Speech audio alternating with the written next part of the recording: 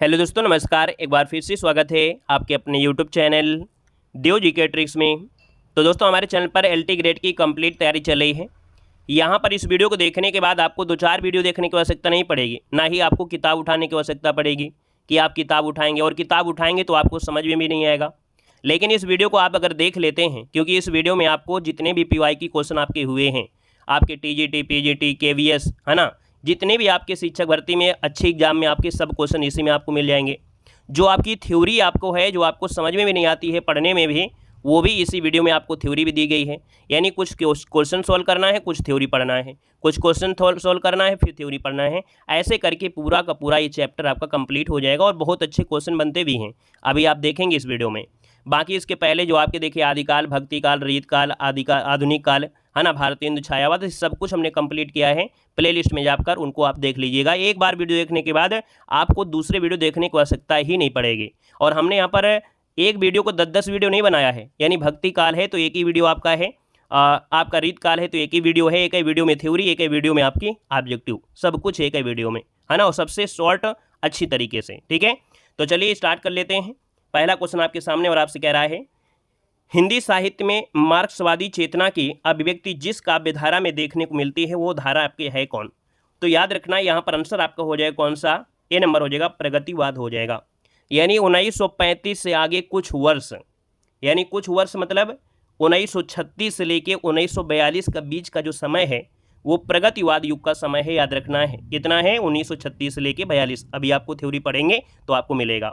तो आपका आंसर क्या हो गया सर? ए नंबर हो गया। यानी प्रगतिवाद में देखा जाए तो मार्क्सवादी चेतना की व्यक्ति देखने को मिलती है। आइएगा, नेक्स्ट क्वेश्चन आपसे दिया गया और आपसे कह रहा है कि प्रगतिवादी काव्य सृष्टि जो आपकी है कैसी है?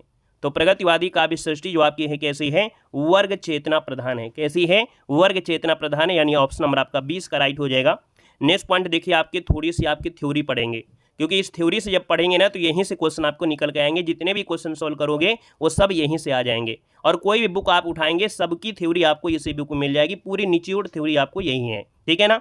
तो देखो, आपसे कह रहा है प्रगतिशील काव्यधारा का जो समय है वो 1936 से लेके आपके 42 है। कहीं कहीं पर आपको 43 मिल जाएगी, लेकिन आपका याद रखना 1936 से लेके 42 का जो समय है वो प्रगतिवादी काव्यधारा है। अब यहाँ पर बहुत क्वेश्चन बनता है प्रगतिशील लेखक संघ। अब देखिएगा कि मुल्क राज आनंद, सज्जाद जहीर, ज्योति घोष और अन्य के या एवं अन्य के सहयोग से भारत से की ओर से, यानी भारत की ओर से देखा जाए तो इंग्लैंड में सर्वप्रथम जुलाई 1935 में भारतीय प्रगतिशील लेखक संघ की स्थापना हुई थी। यानी कहाँ हुई थी? सर्वप्रथम आपके इंग्लैंड में। ठीक है ना? अब याद रखना, इसका जो पहला अधिवेशन हुआ था वो आपके भारत में हुआ। ये कब हुआ था? तो अप्रैल 1935 में कहाँ हुआ? लखनऊ में हुआ था। और इसकी जो अध्यक्षता किया था वो आपके मुंशी प्रेमचंद ने किया था। याद रखना, प्रगतिशील लेखक संघ का पहली जो आपकी कह सकते हैं अधिवेशन हुआ था वो आपके भारत में कहाँ पर? उत्तर प्रदेश के लखनऊ में आपका हुआ था, और अध्यक्षता किया था मुंशी प्रेमचंद ने। जबकि इसके दूसरे अधिवेशन की अध्यक्षता किसने किया था? तो आपके रविन्द्रनाथ टैगोर ने किया था। अभी सब कुछ क्वेश्चन मिलेंगे आपको। ठीक है ना? यहाँ पर देखो दिया गया है, डॉक्टर बच्चन सिंह ने सुमित्रानंद पंत की रचना युगवाणी को खड़ी बोली का प्रथम प्रगतिवादी काव्य माना है। यानी युगवाणी को खड़ी बोली का प्रथम प्रगतिवाद काव्य माना है, जो कि सुमित्रानंद पंत की रचना है, और माना किसने है? डॉक्टर बच्चन ने माना है। नेक्स्ट पॉइंट आपसे देखो दिया गया है कि प्रगतिवाद शब्द का सर्वप्रथम प्रयोग अगर पूछे, क्या पूछे? प्रगतिवाद शब्द का सर्वप्रथम प्रयोग अगर पूछता है तो 1942 में मुक्तिबोध ने अपने एक लेख प्रगतिवाद एक सृष्टि, क्या है? प्रगतिवाद एक सृष्टि, आगामी काल में किया था। याद रखना है इस शब्द का, यानी प्रगतिवाद शब्द जो दिया है वो मुक्तिबोध ने दिया था। याद रखना है। नेक्स्ट पॉइंट दिया गया है कि नागार्जुन को उनकी मैथिली भाषा में रचित रचना पत्रहीन नग्नगाछ के लिए 1909 में साहित्य अकादमी पुरस्कार से सम्मानित किया गया था।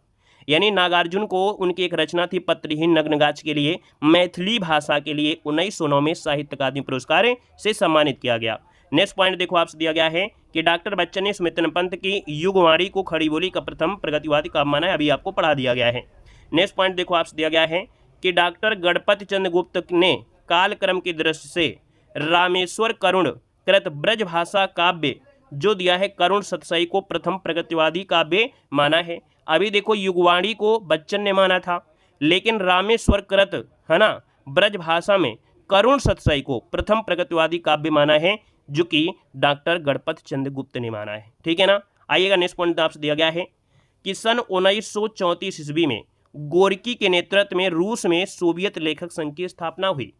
यानी याद रखना, सोवियत लेखक संघ की स्थापना कहाँ हुई थी? रूस में, और गोरकी के नेतृत्व में 1934 में हुई थी। और यह विश्व का पहला लेखक, क्या है? यह विश्व का पहला लेखक संगठन था।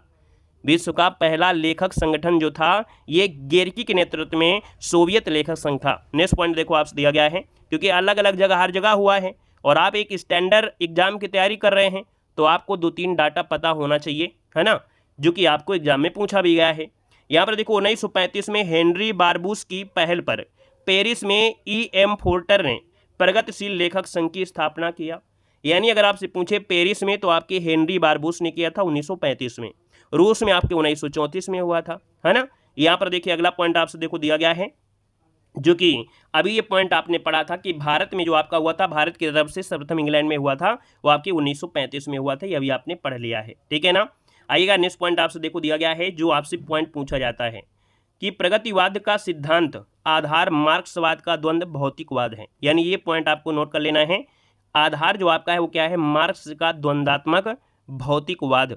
राजनीति के क्षेत्र में समाजवाद या साम्यवाद है, और साहित्य के क्षेत्र में आपका प्रगतिवाद में। यानी जब हम लोग साहित्य में पढ़ते हैं तो वही चीज़ प्रगतिवाद होता है, जब राजनीति में होता है तो वही समाजवाद, जिसको हम लोग साम्यवाद कहते हैं। वहीं पर जो सैद्धांतिक आधार होता है वहाँ पर हम लोग मार्क्स का द्वंद्व भौतिकवाद कहते हैं। ठीक है ना। यहाँ पर देखो अगला पॉइंट आपसे दिया गया है कि डॉक्टर बच्चन ने नागार्जुन की कविताओं को नुक्कड़ कविता की संज्ञा दिया है। तो नुक्कड़ कविता की संज्ञा दी जाती है किसकी? नागार्जुन की कविताओं को दिया जाता है, जो कि संज्ञा दिया है डॉक्टर बच्चन ने। ठीक है, तो ढेर सारे पॉइंट पढ़ा। अब आप देखिए आपके सामने क्वेश्चन है, कह रहे हैं द्वंद्वात्मक भौतिक विकासवाद का जो काव्यधारा का आधार है वो आपका है क्या? 3 नंबर आपका दिया गया है। तो आप कहेंगे सर ये आपका है प्रगतिवाद है ना। द्वंद्वात्मक भौतिक विकासवाद किस काव्यधारा का आधार है? तो आपकी प्रगतिवाद है, ऑप्शन आपका बी बनेगा। नेक्स्ट क्वेश्चन देखो दिया गया है कि प्रगतिशील लेखक संघ किस स्तर की संस्था है? तो आपको मालूम है विश्व के बाहर भी, मतलब आपके भारत के बाहर भी हुई है। यानी ऐसी जो आपकी संस्था होती है वो आपकी कैसी? अंतर्राष्ट्रीय है, क्योंकि आपके इंग्लैंड में हुई, आपके रूस में भी आपकी हुई, है ना, और फ्रांस में भी आपकी हुई। कहीं ना कहीं देखा जाए अंतर्राष्ट्रीय आपकी है, ऑप्शन आपका बी बनेगा। नेक्स्ट क्वेश्चन आपसे दिया गया और आपसे कह रहा है कि प्रगतिशील लेखक संघ के प्रथम अधिवेशन की अध्यक्षता किसने किया था? प्रगतिशील लेखक संघ की प्रथम अधिवेशन की अध्यक्षता किया था, सबसे ज़्यादा क्वेश्चन पूछा गया है। तो आप कहेंगे सर प्रेमचंद ने किया था, जो आपके लखनऊ में हुआ था, है ना। कहाँ हुआ था? लखनऊ में हुआ था, याद रखना है। ऑप्शन नंबर आपका ए हो जाएगा, प्रेमचंद हो जाएगा। साथ में देख सकते हैं कि हमारे चैनल से अगर आप जुड़े हैं तो आपको 99 रुपये में, सिर्फ 99 में ये सुविधा आपको दी जा रही है, जिसमें आदिकाल से आधुनिकता काल योनि जो हिंदी साहित्य है वो आपकी थ्योरी आपको होगी। इसके बाद हिंदी गद्य का साहित्य आता है, जिसमें नाटक, एकांकी, उपन्यास, वो भी आपको थ्योरी में मिलेंगे। वो भी कैसे? प्रिंटेड हाईलाइट नोट्स मिलेंगे। क्या पढ़ना है क्या नहीं पढ़ना है वो आपको उसमें हाईलाइट करके आपको दिया गया है। आप ऐप में जाइएगा, देव जी के ट्रिक ऐप है, वहाँ पर जब जाएंगे डेमो PDF भी आपको मिलेगी। साथ में यहाँ पर देखिए 3D नोट्स आपके होंगे, जिसमें प्रमुख कवि और रचना होंगे। साथ में 30 लेखकों के जीवन परिचय भी हमने किया है। आपने इतने दिन हिंदी साहित्य पढ़ा है, आपने देखा होगा कि बहुत ज़्यादा क्वेश्चन आपके जीवन परिचय से बन जाते हैं। उनका जन्म कहाँ पर हुआ था, उनकी पहली रचना क्या है, उनकी पहली कविता क्या है, उनको कौन से रचना के लिए कौन सा पुरस्कार मिला है, वो सब जीवन परिचय में ही हमने आपको कवर कर दिया। यानी आधी हिंदी साहित्य आपकी जीवन परिचय में ही मिल जाएगी। ठीक है ना।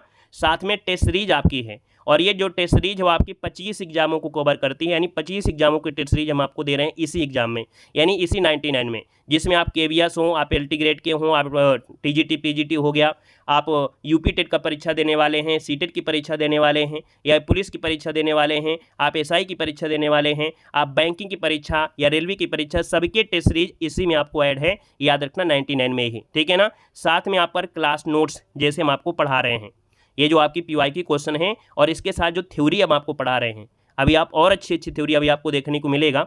इसके पहले अगर आपने वीडियो देखा होगा तो आपने देखा होगा कि हमारी थ्योरी की तरीका कैसा आपका है, बिल्कुल अलग आपका है। वो क्लास नोट्स इसी में आपको मिलेगी। हम 120 क्वेश्चन का प्रैक्टिस सेट कराते हैं, उसकी भी आपकी जो आप क्लास नोट्स है वो भी आपको इसी मिलेगा। PYQ क्वेश्चन भी आपको हैं, साथ में 2000 ऑब्जेक्टिव क्वेश्चन भी आपको दिए जा रहे हैं। यानी आपको सब कुछ मात्र 99 रुपये में है। दीपावली के बाद इसके प्राइस बढ़ सकते हैं, याद रखना है, क्योंकि जब GK हम पढ़ाएंगे तो GK के भी क्वेश्चन आपके ऐड करेंगे। GK के कुछ महत्वपूर्ण आपके जो ऐड होंगे तब आपकी प्राइस आपकी बढ़ जाएगी। अगर आपने अभी परचेज कर लिया तो 99 रुपये में ही आपको वो भी मिलता रहेगा। लेकिन अगर आप दीपावली के बाद जब जीके की क्लासेस स्टार्ट होंगी, जब हम आपको अदर कंटेंट ऐड करेंगे तो इसका प्राइस बढ़ जाएगा, तो फिर आपको 150 पे करना पड़ेगा, तब आपको ये सब सुविधा मिलेगी। इससे अच्छा है कि आप 99 रुपये पे करके अपना इस सुविधा को फ़ायदा उठा सकते हैं। इससे बेस्ट आपको कंटेंट आपको कहीं मिलने वाला नहीं है जो हम आपको दे रहे हैं, ठीक है ना। तो भैया यहाँ पर देख सकते हैं इसका आंसर आपका हो गया। नेक्स्ट क्वेश्चन आइएगा, क्वेश्चन नंबर आपका दिया गया 6 नंबर में। लखनऊ में आयोजित प्रगतिशील लेखक संघ के प्रथम अधिवेशन की अध्यक्षता किसने किया था? बिल्कुल फटाफट सॉल्व करना है। 5-6 पॉइंट अगर आप थ्योरी के पढ़ लेते हैं तो इसके बाद जितने भी क्वेश्चन होंगे बिल्कुल हलवा वाले होंगे। यहाँ पर देख सकते हैं, आप कहेंगे सर इसका जो आपका आंसर हो जाएगा ये आपका हो जाएगा प्रेमचंद ने किया था, यानी ऑप्शन नंबर आपका डी हो जाएगा, प्रेमचंद ने किया था। नेक्स्ट क्वेश्चन देखो दिया गया है कि प्रगतिशील लेखक संघ की स्थापना कब की गई थी?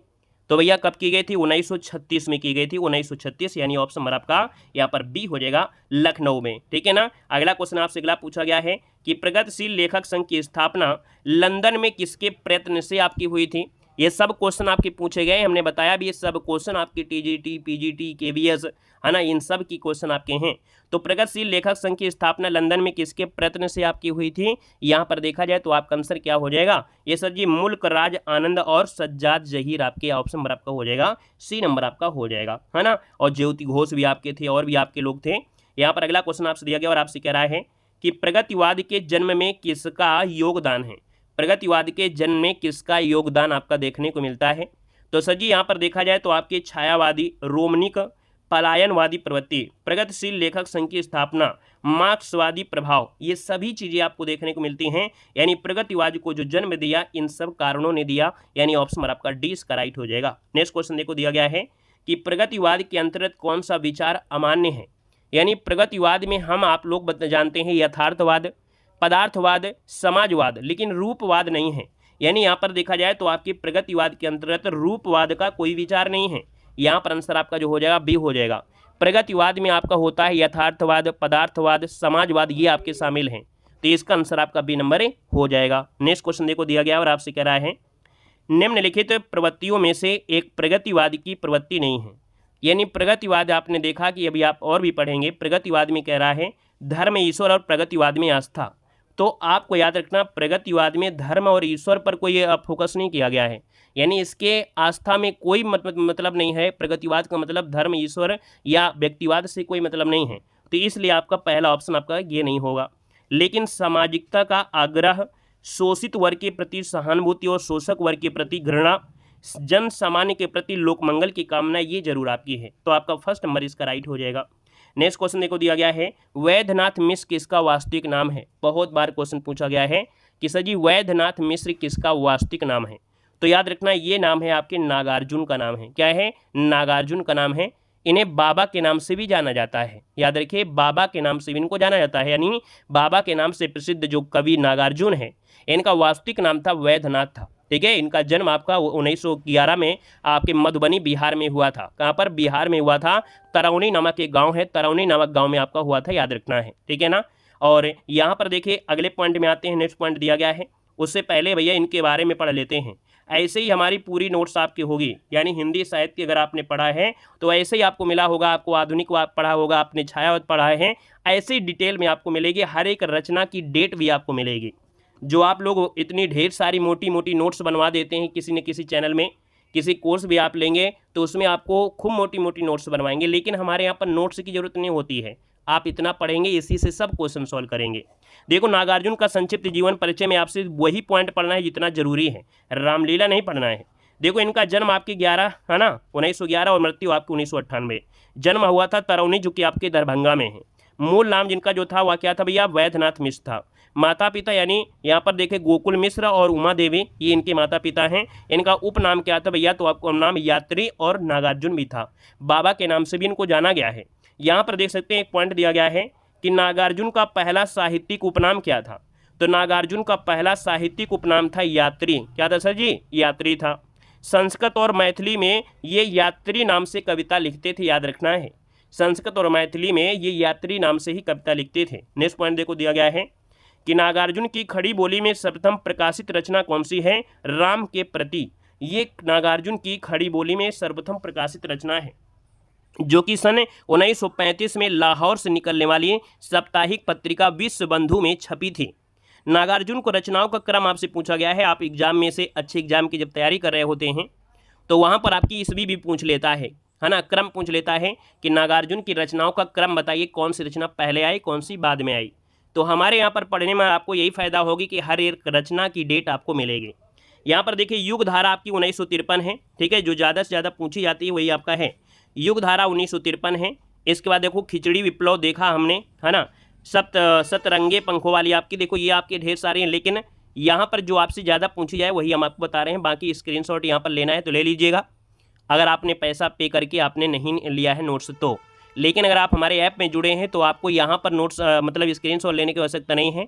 ऐप में आपको ये क्लास नोट्स वाले फोल्डर में आपको मिल जाएगी, तो आपको इतनी मेहनत करने की आवश्यकता नहीं है। अगर आपने 99 रुपये आपने पे किया है तो आपको ये सब सुविधा हमारे ऐप में आपको मिल जाएगी। यहाँ पर देखो दिया गया है युग धारा 1953 और इसके बाद भस्मांकुर आपकी 1971 है, तालाब की मछलियाँ आपकी 1975 है। ये नागार्जुन की कुछ रचनाएं हैं। इसमें देखो जाए जो आपकी पूछी गई है क्या कि नागार्जुन की कृति जो भस्मांकुर है ये एक खंड काव्य है जो बरवे छंद में है।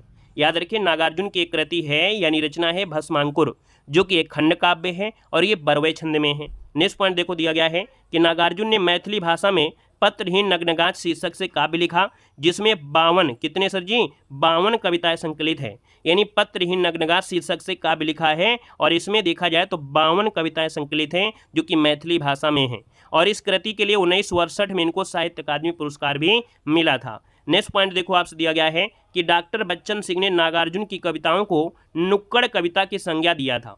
नागार्जुन को राजनीति कवि के रूप में भी जाना जाता है। नागार्जुन को राजनीति कवि के रूप में जाना जाता है। इनकी देखिए कुछ रचनाएं आपके हैं, जैसे बादल को घिरते देखा, ठीक है ना, पाषाणी सिंदूर हो गया, यहाँ पर कालिदास भी इनकी आपकी रचना है, ठीक है ना। और नागार्जुन को प्रगतिवाद का सलाका पुरस्कार भी कहा जाता है। नागार्जुन को प्रगतिवाद का सलाका पुरुष भी कहा जाता है। क्या बोलते हैं? नागार्जुन को प्रगतिवाद का सलाका पुरुष भी कहा जाता है। नेक्स्ट पॉइंट देखो दिया गया है शिव मंगल सिंह सुमन का जीवन परिचय में कुछ पॉइंट आपके हैं क्योंकि यहीं से अभी क्वेश्चन आपको मिलेंगे। सर जी इनका जन्म स्थान पूछा जाएगा तो आप कहेंगे झगरपुर जो कि उन्नाव में हुआ था। शिवमंगल सिंह सुमन का जो आपका जन्म है वो आपका कहाँ पर, तो आप कहेंगे झगरपुर जो उन्नाव में पड़ता है। मूल नाम इनका शिवमंगल सिंह था और इनका उपनाम क्या है? सुमन आपका है। और इसके बाद प्रथम संग्रह जो आपकी हिल्लोल है, हिल्लोल क्या है? शिवमंगल सिंह सुमन की पहली जो रचना है प्रथम संग्रह है हिल्लोल जो कि आपकी 1939 में हुआ था। इनकी कुछ रचनाओं में देखा जाए तो युग का मोल जो कि 1945 में, इसके बाद मिट्टी की बारात जो कि आपकी 1972 में, इसके बाद देखा जाए तो सर जी सुमन की प्रमुख कविताओं में से देखा जाए तो कलकत्ते का अकाल, कलकत्ते के अकाल ये भी इनकी क्या है? कविता है, याद रखना है, ठीक है ना। तो ये महत्वपूर्ण जो रचनाएं हैं वो आपकी हुई। अब आइएगा क्वेश्चन आपके सामने है, कह रहा है नागार्जुन किस काव्यधारा के कवि हैं? चलिए भाई नागार्जुन किस काव्यधारा के कवि हैं आपको फटाफट जवाब देना है। सर जी ये जो आपके आते हैं वो किस काव्यधारा के हैं? तो आप कहेंगे सर जी हम तो पढ़ते हैं प्रगतिवाद, यानी ऑप्शन नंबर आपका ए इसका राइट हो जाएगा। नेक्स्ट क्वेश्चन देखो दिया गया है कि नागार्जुन की निम्नलिखित रचनाओं में से कौन सी खड़ी बोली में नहीं लिखी गई है? यानी खड़ी बोली में नहीं लिखी गई है तो आप कहेंगे सर यहाँ पर देखा जाए तो आपकी पत्रहीन नग्नगाछ जो कि यहाँ पर आंसर आपका क्या हो जाएगा सर? यहाँ पर आंसर आपका बी हो जाएगा, यानी पत्रहीन नग्नगाछ। ये सर जी आपकी देखा जाए तो किसमें? आपके खड़ी बोली में नहीं है तो कौन सी बोली में है? ये सर जी कौन सी बोली में है? अभी आपको बताया गया था कि सर जी पत्रहीन नग्नगाछ के लिए इनको पुरस्कार भी मिला था, है ना, इनको पुरस्कार भी आपको मिला था। और ये जो आपकी भाषा है पत्रहीन नग्नगाछ वो कौन सी भाषा में है? एक बार सभी लोग बताइए, देखते हैं कि आपने पढ़ा है कि नहीं पढ़ा है। पत्रहीन नग्नगाछ जो आपकी है ये मैथिली भाषा में है। वेरी गुड, याद रखना ये कैसी है? आपकी मैथिली भाषा में है, याद रखना है। आइएगा नेक्स्ट पॉइंट आपसे दिया गया है कि कबीर के उपरांत हर विध्वंसकारी जनरोधी शक्ति को सर्वाधिक खुली चुनौती देने वाले साहित्यकार इनमें से आपके कौन हैं? तो सर जी 15 की अगर हम बात कर लेते हैं तो आपका आंसर इनमें से हो जाएगा नागार्जुन आपके हैं। यानी कबीर के बाद देखा जाए तो विध्वंसकारी और जन विरोधी शक्ति को सर्वाधिक खुली चुनौती देने वाले साहित्यकार आपके नागार्जुन हैं। ऑप्शन नंबर आपका बी बनेगा। नेक्स्ट क्वेश्चन देखो दिया गया है कि निम्न में से कौन सी विशेषता प्रगतिवादी की नहीं है? कौन सी विशेषता प्रगतिवादी की नहीं है? तो हमने कहा सर जी शोषण का विरोध हो रहा है, व्यंग्य प्रधानता है, श्रम में सौंदर्य है, लेकिन कल्पना प्रवणता ये आपको देखने को नहीं मिलेगी। ठीक है ना। यहाँ पर जो आपका आंसर वो आपका ए हो जाएगा। ये सब क्वेश्चन जब 2 बार आप पढ़ोगे ना तो सब आपको तैयार हो जाएंगे। आपको लग रहा है ना कि बड़े कठिन है। अब देखो आपके एग्जाम में सोचो जयशंकर प्रसाद आ जाए, प्रेमचंद केवल आ जाए, तो ऐसे तो है नहीं है ना। हालांकि है कि क्वेश्चन तो मिलेंगे, लेकिन आप उतना ही पढ़ के आप टीजीटी पेपर दे लो, आप एलटी ग्रेड के टीचर बन जाओ, 75,000 की सैलरी आपको मिलने लगे, ऐसा तो मुमकिन आपका है नहीं। ये पढ़ना पड़ेगा भाई, ठीक है ना। देखो प्रगतिवादी समीक्षक जो आपके हैं, यानी प्रगतिवादी समीक्षक में जो आपके नाम है, ये नाम है रामविलास शर्मा है, ठीक है। ये भी आसान होता है, ये आपको कोई टीचर पढ़ाता नहीं है, क्योंकि अगर पढ़ाएगा तो आप लोग पढ़ेंगे नहीं, लेकिन आप अगर यहाँ पर पढ़ लेंगे तो आपको अच्छा सफलता मिल जाएगा। जो क्वेश्चन आपसे नहीं बनते हैं ना हिंदी साहित्य में, वो यहीं से होते हैं। जब 1-2 बार पढ़ लोगे ना तो ये भी आपको आसान मिलेगा, और आपको ये वीडियो देखने के बाद हर एक क्वेश्चन आपको कवर हो जाएंगे। देखिए भैया, प्रगतिवाद के कुछ कवि और उनकी रचनाएं हैं, है ना। तो जैसे सबसे पहले अगर बात करते हैं नागार्जुन, जिनका कह सकते हैं वैद्यनाथ मिश्र इनका मूल नाम भी रहा है ना, उपनाम भी आपका रहा है, वैद्यनाथ मिश्र आपसे दिया गया है। तो सर जी इनकी देखिए रचना में जैसे युगधारा, प्यासी पथराई आँखें, ठीक है, पथराई यहाँ पर कर लीजिए, पचराई दिया है, पथराई आँखें। इसके बाद खिचड़ी विप्लव देखा हमने, सतरंगे पंखों वाली, ठीक है, पत्रहीन नग्नगाछ, यहाँ पर पत्रहीन नग्नगाछ, बादल को घिरते देखा, इतने आप पढ़ लीजिएगा। तालाब की मछलियाँ, इतने आपको पढ़ना है नागार्जुन की, ठीक है ना। अगला देखो दिया गया है शिवमंगल सिंह सुमन की जो आपकी रचना है, जैसे मिट्टी की बारात, है ना, ये काव्य है, 1972 में प्रकाशित हुआ था।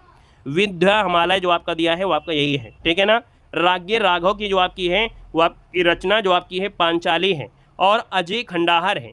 ये सभी रचना पूछी गई जिनको हमने हाईलाइट कर दिया है, यानी रेड कलर में कर दिया है। ये क्वेश्चन पूछे गए हैं, ठीक है ना, इनको रट्टा ही मारना है। त्रिलोचन की बात करते हैं तो दोस्तों याद रखें, मैं उस जनपद का कवि हूँ, ये आपकी त्रिलोचन की है, ठीक है ना। केदारनाथ अग्रवाल की बात करते हैं तो इनकी रचना अपूर्वा पूछा जाता है, बहुत बार पूछा गया है। फूल नहीं रंग बोलते हैं, और जमुन जल तुम, ये जो केदारनाथ अग्रवाल की आपकी हैं। और अगले पॉइंट में आते हैं, पॉइंट दिया है कि प्रगतिवादी कवि आपकी कौन है, बताइएगा प्रगतिवादी कवि जो आपके हैं इनमें से कौन है। चलो हाँ बिल्कुल सही है, प्रगतिवादी जो आपके कवि हैं वो आपके इनमें से कौन हो सकते हैं, जयशंकर प्रसाद, मुक्तिबोध, केदारनाथ, या आपके हरिवंश राय बच्चन। किसका किसका नाम लिया है हमने, बताओ किसका किसका हमने नाम लिया है, तो आपको पता चल जाएगा। तो आप कहेंगे सर जी यहाँ पर देखिए केदारनाथ अग्रवाल है, यानी केदारनाथ जो आपके अग्रवाल हैं ये आपके प्रगतिवादी के आपके हैं। ऑप्शन नंबर आपका बन जाएगा सी नंबर राइट हो जाएगा। देखो केदारनाथ अग्रवाल से बहुत क्वेश्चन बनते हैं, तो केदारनाथ अग्रवाल की अगर हम बात करते हैं 2 पॉइंट में, कि इनका जन्म स्थान आपका है कमासिन जो कि आपके बांदा में हुआ था, ठीक है ना। इनकी पत्नी का नाम था सर जी क्या, तो आपकी पार्वती था। और केदारनाथ अग्रवाल की अगर बात करते हैं प्रथम संग्रह युग की गंगा, क्या है, युग की गंगा है। तो देखिए केदारनाथ अग्रवाल अपनी काव्य यात्रा के आरंभिक दौर में बालिंदी, क्या है, बालिंदु उपनाम से कविता रचते थे। तब वे ब्रजभाषा में कविता और सवैया छंद में लिखते थे, ठीक है ना। इसके बाद देखा जाए तमाम कवियों की रचनाओं का अनुवाद भी इन्होंने किया है, देश विदेश कविताओं पे किया है। केदारनाथ अग्रवाल की रचनाओं में से जो हमने हाईलाइट किया है वो आपसे पूछे गए हैं, उन्हीं को पढ़ना है, बाकी और अपना पढ़ना है तो आप पढ़ सकते हैं। युग की गंगा हो गया, अपूर्वा हो गया, फूल नहीं रंग बोलते हैं, जो सिलाएं तोड़ते हैं, गुल मेहंदी हो गया, खुली आंखें खुले डैने, ये आपके अग्रवाल की हैं। देखो इसके पहले भी हमने पढ़ा दिया है, कोई आपकी रचना ना छूटे इसलिए यहाँ पर डेट के साथ भी आपको ले देते हैं, ताकि डेट के साथ भी आपको हो। बसंत में हुई प्रसन्न पृथ्वी, ये आपकी केदारनाथ जी की हैं। देखिए क्वेश्चन दिया है फूल नहीं रंग बोलते हैं, इसके रचनाकार आपकी कौन है। फूल नहीं रंग बोलते हैं सर ये केदारनाथ अग्रवाल की है, यानी ऑप्शन नंबर आपका ए इसका राइट हो जाएगा। नेक्स्ट क्वेश्चन देखो दिया गया है कि जमुन जल तुम काव्य के रचनाकार आपके हैं इनमें से कौन हैं, तो आप कहेंगे सर ये आपके केदारनाथ अग्रवाल हैं, ऑप्शन नंबर आपका डी इसका राइट हो जाएगा। नेक्स्ट क्वेश्चन दिया गया है अबे सुन बे गुलाब भूत मत गर पाई खुशबू रंगो आब, इन पंक्तियों का जो संबंध है वो आपके किससे है। तो सर 21 नंबर की बात करते हैं ना, तो ये प्रगतिवादी कविता से आपका है, यानी ऐसी जो आपकी पंक्ति का संबंध है वो सजीव प्रगतिवादी कविता से है। सूर्यकांत त्रिपाठी निराला की रचना है, कुकुरमुत्ता से ली गई है, ठीक है। यहाँ पर आगे बढ़ते हैं, क्वेश्चन आपसे अगला पूछा गया है कि प्रगतिवादी के प्रमुख कवि आपके नहीं हैं, तो प्रगतिवादी के प्रमुख कवि कौन नहीं हैं, तो यहाँ पर देखिए नागार्जुन है, दिनकर है, मुक्तिबोध हैं, लेकिन अज्ञे जी नहीं हैं। अज्ञे जी आपके नहीं हैं, याद रखना है। तो आपका आंसर जो हो जाएगा उसी नंबर इसका राइट हो जाएगा, याद रखना है। आइएगा नेक्स्ट क्वेश्चन में आते हैं। क्वेश्चन दिया गया है कि निम्नलिखित में से किस लंबी कविता के रचयिता मुक्तिबोध आपके हैं। तो भैया मुक्तिबोध आपके पूछा गया है, यानी यहाँ पर हम बात करते हैं लंबी कविता के बारे में पूछ लिया है। अच्छा मुक्तिबोध की बात करते हैं तो इनका पूरा नाम था गजानन माधव मुक्तिबोध। ग्वालियर के मध्य प्रदेश में कस्बे में इनका जन्म हुआ था। इन्होंने अंधेरे में जो कविता है वो लंबी कविता व्याख्या करते हुए अस्मिता की खोज की बात उठाई थी। तो आप कहेंगे सर यहाँ पर देखा जाए तो ऑप्शन नंबर आपका हो जाएगा बी नंबर अंधेरे में। क्या हो जाएगा सर? अंधेरे में। ये आपकी इनकी लंबी कविता है मुक्तिबोध। ऑप्शन नंबर आपका बी हो जाएगा। नेक्स्ट क्वेश्चन देखो दिया है, चांद का मुंह टेढ़ा है, इसके रचयिता आपके हैं कौन? चांद का मुंह टेढ़ा है, इसके जो रचयिता है वो आपके कौन है? मुक्तिबोध हो जाएंगे। यानी ऑप्शन नंबर आपका बी इसका सही क्या हो जाएगा? राइट हो जाएगा। नेक्स्ट क्वेश्चन आपसे दिया गया है, भूल गलती कविता के कवि कौन है? भूल गलती कविता के जो कवि हैं वो आपके हैं कौन? यहाँ पर देना है। तो सजी आपका आंसर इनमें से क्या हो जाएगा? भूल गलती कविता के जो आपके हैं वो कौन है? तो आपके मुक्तिबोध हैं। यानी यहाँ पर आंसर आपका हो जाएगा मुक्तिबोध, आपका डी बनेगा। नेक्स्ट क्वेश्चन दिया गया है, अंधेरे में कविता किसने लिखा है? सभी देखो क्वेश्चन आसान होते चले जा रहे हैं, एक बार पढ़ लिया तो आप कहेंगे सर ये मुक्तिबोध का है। ऑप्शन नंबर आपका ए बनेगा। नेक्स्ट क्वेश्चन देखो दिया गया है कि कामायनी एक पुनर्विचार नामक आलोचना ग्रंथ के जो लेखक वो आपके कौन है? तो यहाँ पर देखिए इसका आंसर आपका हो जाएगा गजानन माधव मुक्तिबोध आपके हो जाएंगे। यानी कामायनी एक पुनर्विचार नामक आलोचनात्मक ये ग्रंथ लिखा है, गजानन माधव मुक्तिबोध होगा। नेक्स्ट क्वेश्चन देखो दिया गया है कि गजानन माधव मुक्तिबोध की रचना चांद का मुंह टेढ़ा है में कौन सी कविता संकलित नहीं की गई है? कौन सी कविता संकलित नहीं की गई है? तो याद रखना इसमें एक स्वप्न कथा, भूल गलती, ब्रह्म राक्षस हैं, लेकिन जन्मदिन की धूप में, जन्मदिन की धूप में ये सर जी आपकी ये देखा जाए तो आपकी इसमें चांद की मुंह टेढ़ा में ये संकलित आपकी नहीं की गई है। तो आपका आंसर आपका हो जाएगा ए नंबर हो जाएगा। नेक्स्ट क्वेश्चन आपसे पूछा गया है और आपसे कह रहा है मुक्तिबोध की किस पुस्तक को प्रतिबंधित किया गया था? यानी मुक्तिबोध की एक पुस्तक जिसको प्रतिबंधित कर दिया गया था। सर याद रखिएगा ये आपका है भारत इतिहास और संस्कृति। भारत इतिहास और संस्कृति इसको प्रतिबंधित कर दिया गया था। यानी ऑप्शन नंबर आपका जो बनेगा वो आपका डी नंबर है, राइट हो जाएगा। इस पुस्तक पर मध्य प्रदेश न्यायालय में मुकदमा चलाया गया था, जिसका निर्णय था कि इसके 10 आपत्तिजनक अंशों को हटाकर इसे पुनः प्रकाशित किया जा सकता है। ठीक है ना। आइएगा नेक्स्ट क्वेश्चन में आते हैं। क्वेश्चन आपसे अगला पूछा गया और आपसे कह रहा है कि त्रिलोचन शास्त्री की कविताएं हिंदी के अतिरिक्त किस अन्य भाषा में हैं? यानी त्रिलोचन शास्त्री की कविताएं हिंदी में भी हैं, इसके अतिरिक्त और कौन सी आपकी हैं? तो याद रखना अवधी भाषा में हैं। ऑप्शन नंबर आपका सी हो जाएगा। अवधी भाषा में भी आपको मिलते हैं, अवधी बोली में यानी पूर्वी हिंदी में आपको मिलते हैं। ये पत्रकारिता से भी आपके जुड़े हुए हैं। ठीक है ना। आइएगा नेक्स्ट क्वेश्चन आते हैं। क्वेश्चन आपसे अगला पूछा गया है, देखो यहाँ पर वासुदेव सिंह त्रिलोचन की अगर हम बात करते हैं तो इनका जन्म आपका हुआ था चिरानी पट्टी जो आपके सुल्तानपुर में हुआ था। मूल नाम जो आपका है वासुदेव सिंह था, उपनाम जो आपका है त्रिलोचन है, और इनका प्रथम संग्रह जो आपका है वो धरती है जो 1945 में प्रकाशित हुआ था। यहाँ पर देखिए गजानन माधव मुक्तिबोध ने त्रिलोचन को अवध का किसान कवि कहा है। याद रखिएगा गजानन माधव मुक्तिबोध ने त्रिलोचन को अवध का किसान कवि कहा है। ठीक है ना। इनकी रचनाओं की अगर बात करते हैं क्रम में तो देखा जाए सबसे पहले आपकी देखो धरती है 1945 में, उस जनपद का कवि हूँ 1981 में आई। इसके बाद देखा जाए तो ताप के ताए हुए दिन 1980 में है। फूल नाम है एक, है ना। अन कहानी भी कुछ कहनी है, ये भी आपसे कई बार पूछा भी गया है। नेक्स्ट पॉइंट देखो आपसे पूछा गया है कि अमोला त्रिलोचन की अवधी काव्य है। क्या है? अमोला त्रिलोचन जी की अवधी काव्य है। ये देखो आपका देखो अमोला कहाँ पर लिखा हुआ है, यहीं पर मिलेगा भी, यहाँ नहीं है तो आगे आपको मिलेगा। अमोला जो आपकी है वो त्रिलोचन जी की अवधी काव्य है, 1990 में प्रकाशित हुई थी और 2700 बरवे संग्रहित हैं इसे में। अगला देखो दिया हिंदी में सोनेट लिखने के लिए त्रिलोचन शास्त्री प्रसिद्ध हैं। यानी हिंदी में सोनेट लिखने के लिए त्रिलोचन जी आपके जाने जाते हैं। राग्य राघव की अगर बात करते हैं तो राग्य राघव का मूल नाम था त्र्यंबक वीर राघवाचार्य था। राग्य राघव ने 3 आख्यानात्मक काव्य लिखे हैं, जैसे अजय खंडाहर, मेधावी, पांचाली, ये राग्य राघव की हैं। वहीं पर देखा जाए तो अजय खंडाहर में 3 शीर्षकों झंकार, ललकार, हुंकार से इस्तालीग्राम युद्ध के कतिपय स्थलों का वर्णन हुआ है। राग्य राघव 2 अन्य मुक्तक काव्य हैं, पिघलते पत्थर और राह के दीपक, ये आपके हो जाएंगे। तो आइएगा एक क्वेश्चन आपके सॉल्व करना है, निम्नलिखित में से दिनकर की काव्य रचना नहीं है। तो भैया दिनकर की काव्य रचना नहीं है तो आप कहेंगे सर दिनकर की काव्य रचना पूछ लिया है, और दिनकर के यहाँ पर हुंकार, कुरुक्षेत्र, उर्वशी है, लेकिन त्रिधारा नहीं है, है ना। त्रिधारा नहीं है, ये सुभद्रा कुमारी चौहान का है। किसका है?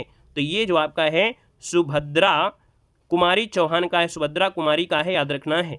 यहाँ पर आगे बढ़ते हैं। क्वेश्चन देखो दिया गया है कि हारे को हरिनाम शीर्षक काव्य ग्रंथ के जो हैं रचनाकार वो आपके कौन? हारे को हरिनाम शीर्षक काव्य ग्रंथ के जो आपके हैं रचनाकार वो आपके कौन हैं? तो यहाँ पर आंसर आपका बी हो जाएगा, रामधारी दिनकर हो जाएगा। क्या हो जाएगा सर? रामधारी दिनकर हो जाएगा। याद रखना है कि रामधारी दिनकर की एक रचना है रेणुका, जो कि दिनकर का प्रथम काव्य संग्रह है। ठीक है, उर्वशी इनका दूसरा विशिष्ट प्रबंध है, जिसको गीत नाट्य भी कहा गया है, यानी उर्वशी को गीत नाट्य भी कहा गया है। ठीक है ना। यहाँ पर देखा जाए, अगले पॉइंट में आते हैं। नेक्स्ट पॉइंट दिया गया है रामधारी दिनकर के बारे में अगर हम बात कर लेते हैं तो रामधारी दिनकर के काव्य में राष्ट्रीय संस्कृति चेतना, प्रगतिवादी चेतना दोनों विद्यमान है। रामधारी दिनकर को समय सूर्य और अधैर्य का कवि कहा गया है, यानी समय सूर्य का कवि, अधैर्य का कवि किसे कहते हैं? रामधारी दिनकर कहते हैं। इनकी रचना की बात करते हैं तो यहाँ पर देखें कृतियों में से रेणुका जो 1935 में, इसके बाद देखा जाए तो हुंकार आपकी 1939 में, इसके बाद द्वंद्व गीत 1940 में, कुरुक्षेत्र जो कि एक प्रबंध काव्य 1946 में आया था, रसमरथी एक खंड काव्य है जो 1952 में आया, इसके बाद उर्वशी जो कि 1961 में एक गीत नाट्य आपका है। ये सब पूछे जाते हैं। आत्मा की आंखें, हारे के हरिनाम, धूप और धुआं, साथ में नीम के पत्ते, इतिहास के आंसू, ये सब रचनाएं इनकी पूछी गई हैं, याद रखना है। अगला देखो पॉइंट दिया है कि दिनकर ने मैथिली गुप्त के सामने स्वयं को महज डिप्टी राष्ट्रकवि ही माना है। यानी कह रहा है कि दिनकर ने मैथिली शरणगुप्त के सामने, यानी मैथिली शरणगुप्त को और अच्छा कवि बताया है दिनकर ने कहा है कि मैथिली शरणगुप्त के सामने वो स्वयं एक महज डिप्टी राष्ट्रकवि है, यानी छोटे हैं, है ना। दिनकर को उर्वशी महाकाव्य के लिए 1972 में भारतीय ज्ञानपीठ पुरस्कार मिला था और ये गीत नाट्य भी माना जाता है। यहाँ पर देखिए संस्कृत के 4 अध्याय किसकी रचना है? संस्कृत के 4 अध्याय जो आपकी है वो किसकी है? दिनकर की है, यानी ऑप्शन नंबर आपका डी हो जाएगा, दिनकर की आपकी रचना हो जाएगी। याद रखना, एक यहाँ पर जो एक रचना और कुरुक्षेत्र होता है वो भी एक काव्यात्मक गीत है। अगला क्वेश्चन दिया है कि रामधारी दिनकर की किस कृति को आधुनिक युग की गीता कहा जाता है? तो आधुनिक युग की गीता कहते हैं, अब आप बताइएगा, आधुनिक युग की गीता जो कहा जाता है वो कुरुक्षेत्र को कहते हैं। और कुरुक्षेत्र जो आपका है एक काव्यात्मक गीता है, याद रखना है ना। तो आपका आंसर आपका सी हो जाएगा। नेक्स्ट क्वेश्चन देखो दिया गया है कि रामधारी दिनकर की काव्यकृति आपकी कौन सी है? तो रामधारी दिनकर की काव्यकृति क्या हो जाएगी? कुरुक्षेत्र हो जाएगा, यानी ऑप्शन नंबर आपका 20 का राइट हो जाएगा। कुरुक्षेत्र जो एक आधुनिक युग की गीता कही जाती है। अगला क्वेश्चन आपसे दिया गया और आपसे कह रहा है कि दो राह समय के रथ का घर घर, नाद सुनो सिंहासन खाली करो कि जनता आती है। ये पंक्ति जो आपकी है कविता कहाँ से आपकी ली गई है? ये कविता जो आपकी है रामधारी दिनकर की है। ऑप्शन नंबर आपका बी यहाँ पर राइट हो जाएगा, यानी दिनकर के जनतंत्र का जन्म नामक शीर्षक से लिया गया है। नेक्स्ट पॉइंट आपसे पूछा गया है कि बालकृष्ण शर्मा नवीन का सर्वप्रथम प्रकाशित काव्य संग्रह इनमें से कौन है? चलो, तो बालकृष्ण शर्मा नवीन का सर्वप्रथम प्रकाशित काव्य संग्रह था ये कुमकुम था। क्या था? कुमकुम जो दिया गया है ऑप्शन नंबर आपका डी कुमकुम, इसका आंसर राइट हो जाएगा। 1936 में प्रकाशित हुआ था। और ये जो गीत है ये संग्रह का मूल स्वर आपका है यौवन के पहले उदाम प्रयोग, उसका से आपसे लिया गया है। यहाँ पर देखा जाए तो आपका दिया है नवगीत दशक 1, 2, 3 का संपादक इनमें से कौन था? ये भी क्वेश्चन पूछा गया है कि नवगीत दशक 1, 2, 3 का जो संपादक था इसमें से कौन था? तो ये शंभुनाथ सिंह थे। कौन थे? शंभुनाथ सिंह थे, यानी ऑप्शन नंबर आपका फर्स्ट यहाँ पर क्या होगा? राइट हो जाएगा, ए नंबर आपका बन जाएगा। यहाँ पर देखिए अगला पॉइंट दिया गया है कि वैद्यनाथ मिश्र का वास्तविक नाम क्या था? वैद्यनाथ मिश्र का वास्तविक नाम क्या था? इसी वीडियो में आपको बताया गया है और ये क्वेश्चन आपको कमेंट बॉक्स में कमेंट करके बताना है। ये क्वेश्चन कमेंट करने का मतलब होता है कि आपने पूरा वीडियो देखा है, आपने ज्ञान को अच्छे से अर्जित किया है। कुछ लोग वीडियो को बस क्लिक करते हैं ये देखने के लिए कि क्या है क्या नहीं है, लेकिन कुछ लोग हैं जिनको ज्ञान लेना है, वास्तविकता ज्ञान, वो आप इस वीडियो को देखेंगे। तो लास्ट में इस क्वेश्चन का जवाब जरूर कमेंट बॉक्स में कमेंट करिएगा। साथ में हमने अब बताया है कि आपको जो हमने पढ़ाया, चाहे थ्योरी हो वो किसी भी आपकी, चाहे आदिकाल की आपने वीडियो नहीं देखा होगा, देखिएगा, 6 बार देखिएगा आप, रीतकाल, भक्तिकाल, ये सब देखिएगा, सब में थ्योरी आपको मिलेगी। और जितनी थ्योरी हमने पढ़ा दिया है वीडियो में ही, वही थ्योरी आप पढ़ के चले जाइएगा, आपका उद्धार होगा। हम आपको ये थ्योरी अलग से भी पढ़ाएंगे। इनके जो क्वेश्चन आपके हैं ना, जो आपका लय नहीं बन पाता है, अभी क्वेश्चन सॉल्व करने में लय नहीं बन पाता है, वह भी स्टार्टिंग इसलिए हमने यहाँ पर किया है कि पीवाईक्यू भी आपको पता चल जाए, कुछ थ्योरी भी आपको पता चल जाए। तो आपको जो अलग से ये जो क्वेश्चन है ना, इनको अलग से हम निकाल कर एक साथ पढ़ा देंगे, तो वो भी आपको अच्छी तरीके से तैयार हो जाएंगे। साथ में अलग से थ्योरी भी आपको मैराथन करा देंगे इसी थ्योरी को, तो एक साथ आपको थ्योरी हो जाएगी। अभी टॉपिक वाइज आप पढ़ लेंगे, है ना। अब अगली जो आपकी थ्योरी मिलेगी प्रयोगवाद मिलेगा। प्रयोगवाद जो कि आपको आज्ञे का नाम सुना होगा, ढेर सारे क्वेश्चन आपके आज्ञे से बनता है। तार सप्तक हो गया, प्रथम तार सप्तक, कितने ढेर सारे क्वेश्चन बनते हैं। जब आप सब कुछ आप पढ़ लोगे ना, जो आपका है, यानी हिंदी साहित्य का इतिहास, हिंदी गद्य साहित्य का इतिहास, जब सब कुछ पढ़ लोगे तब आप जब एग्जाम में पहुंचोगे ना तो आपको लगेगा कि नहीं, देव सर ने जो जो पढ़ा दिया है वही क्वेश्चन आया है। आपको 120 क्वेश्चन का प्रैक्टिस सेट सॉल्व कराते हैं। आप देखते होंगे कि इतनी है आपके क्वेश्चन पढ़ाने में, लगभग 5, 6, 7 वीडियो देने से लगभग आपको 50% हिस्ट्री आपको हिंदी साहित्य आपको आने लगा है। और 50% कब होगा, जब आप लोग यहाँ पर उपन्यास, नाटक, एकांकी सब पढ़ोगे, वो भी आपके तैयार हो जाएंगे। ठीक है ना। तो भैया ये जितना आप पढ़ रहे हैं, जो आपके नोट्स वगैरह हैं, साथ में हाईलाइट नोट्स आपको हैं, है ना, 3D नोट्स हैं, जीवन परिचय हैं, टेस्ट सीरीज आपकी हैं, क्लास नोट्स हैं, PY की है, 2000 है, मात्र 99 रुपये में है। हमने कहा 99 रुपये बहुत कुछ नहीं होते आपके एग्जाम के लिए। लोगों से बहुत पैसे ले रहे हैं, बहुत पैसे ले रहे हैं, लेकिन हम आपको 99 रुपये में हिंदी साहित्य आपको रटा कर भेजेंगे। बाकी व्याकरण का कोई पैसा नहीं है। व्याकरण की क्लास आपको 850 में हम आपको दे रहे हैं। बाकी अलग से हम आपको पढ़ाएंगे आपके टॉपिक वाइज क्लास है। ठीक है ना। साथ में GK भी आपको पढ़ाएंगे। तो ऐप में जुड़ सकते हैं। ऐप का नाम है देव GK trick, link description box में है, वहाँ पर जाएंगे और आप 99 रुपये पे करने के बाद, है ना, इसका फ़ायदा आप लोग उठा सकते हैं। ठीक है ना। तो चलिए फिर आज के लिए इतना रखते हैं। मिलते हैं एक नए सेशन के साथ। नया वीडियो आपको मिलेगा प्रयोगवाद का। ठीक है ना। धन्यवाद।